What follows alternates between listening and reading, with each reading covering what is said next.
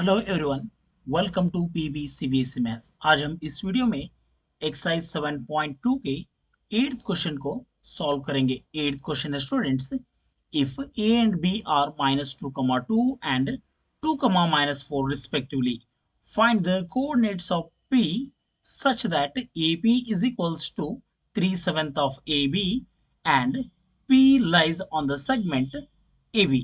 यानी एक लाइन दिया गया है ए बी, इनमें से ए के कोऑर्डिनेट से -2, एंड बी के कोऑर्डिनेट से 2, -4, और इस ए बी लाइन सेगमेंट के ऊपर एक पॉइंट पी है। ए पी का वैल्यू जो है वो 3/7 टाइम्स ऑफ ए बी के लिए इक्वल है। तो फिर हमें पी के कोऑर्डिनेट्स को पता करना है। उसके लिए सबसे पहले हम ए पॉइंट पी जो है वो इस लाइन सेगमेंट ए बी को किस रेशियो में डिवाइड करता है, इसे पता लगाना है। बाद में हम सेक्शन फॉर्मूला के मदद से पी के कोऑर्डिनेट्स को पता लगा सकते हैं।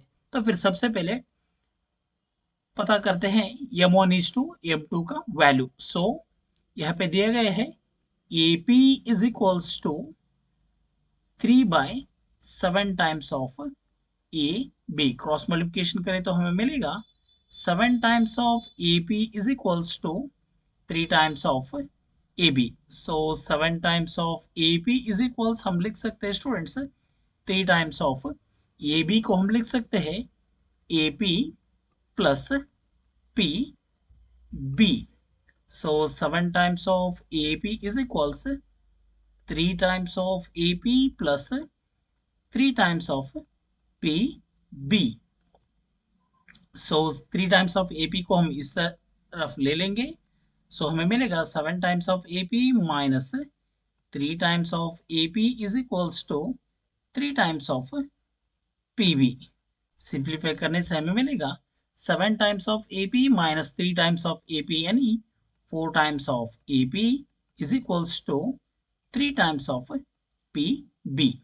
बाद में हम रेशियो के लिए कन्वर्ट करेंगे। कन्वर्ट करने से हमें मिलेगा AP by PB is equals to 3/4। So ratio में कन्वर्ट करें तो हमें मिलेगा AP is to PB is equals to 3:4। यानी ये पॉइंट P जो है वो इस लाइन सेगमेंट ए बी को 3:4 रेशियो में डिवाइड करता है। यानी A P is to P B is equals to 3:4। So हमें m1 इज टू m2 का वैल्यू मिल चुका है जो कि है 3:4। अब हम सेक्शन फॉर्मूला के मदद से पॉइंट P के कोऑर्डिनेट्स को पता कर सकते हैं। सो उसके लिए हम लिख लेंगे section formula. Section formula is equals to m1 x2 plus m2 x1 divided by m1 plus m2 comma m1 y2 plus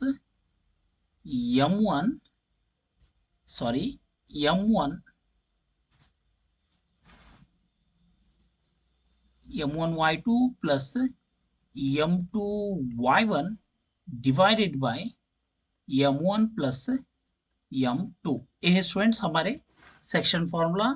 यहाँ पे हम इस 3 को मान लेंगे, m1 इस 4 को मान लेंगे, m2 x1 y1 हम मान लेंगे, a के कोऑर्डिनेट्स को, b के कोऑर्डिनेट्स को हम मान लेंगे x2 y2।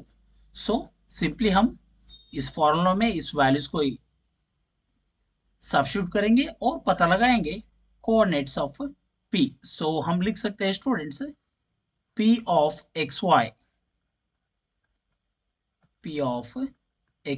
is equals to, मैं यहाँ पे एक लाइन खींच लेता हूँ। सो p of xy is equals to m1 का वैल्यू है 3 इंटू x2 का वैल्यू है 2 प्लस m2 का वैल्यू है 4 इंटू x1 का वैल्यू है -2 divided by m1 plus m2, यानी 3 प्लस 7। बिल्कुल इसी तरह m1 का वैल्यू है अगेन 3 इंटू y2 का वैल्यू है -4 प्लस m2 का वैल्यू है 4 इंटू y1 का वैल्यू है, यहाँ पे मल्टीप्लिकेशन सिंबल आना चाहिए, सॉरी, और y1 का वैल्यू है -2 divided by m1 plus m2 यानी 3 प्लस 4। यहाँ पे हम लिख लेंगे 4, यहाँ पे हम लिख लेंगे 3 प्लस 4। बिल्कुल अब हम इसे सिंप्लीफाई करना है।